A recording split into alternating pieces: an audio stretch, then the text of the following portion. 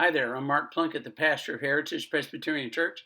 This is our 2-minute Bible lesson for the week of October 26th, 2020. There are 3 places in the Bible that speak of ghosts. The word that's used in the New Testament is phantasm. That's the Greek word for phantom.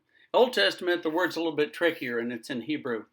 But the first story is when Jesus was walking on water out to the disciples in the boat. He's walking on water. And they see him coming, and they yell, "It's a ghost!" And they were terrified. And he said, "Don't be afraid, it is I." They said it's a ghost. That must have meant that they knew about ghosts. And Jesus reassured them he was not a ghost.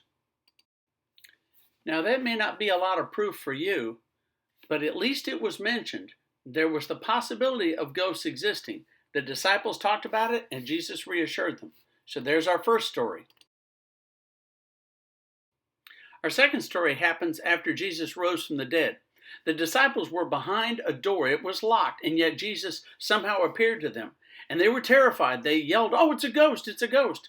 But Jesus showed them the wounds that he had received during the crucifixion, especially the ones in his hands. And he said, "A ghost doesn't have flesh like I do. Look, it's me." And he touched them and he breathed on them and proved that he was alive. Again, Jesus said, "I'm not a ghost." That's our second story. Our third story happens in the book of Samuel. Samuel was an Old Testament prophet who advised a lot of the different people who were leading Israel. But when he died, Saul went to find somebody who could bring back his ghost so that Saul could ask for his advice. And when he did, Samuel was furious at him. The ghost of Samuel appeared to Saul and said, basically, "Why are you bothering me? Why are you bringing me back? You're the one that ran all the mediums and all the wizards and the witches out. Why did you do this?"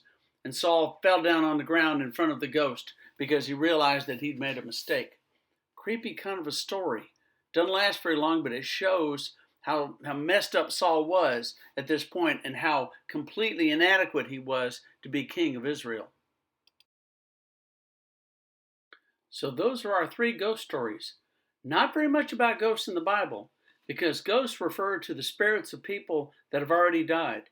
And in the Bible, the spirits of people that have already died, we like to think of them as being in heaven with God, because that's what all of us hope to be. Amen.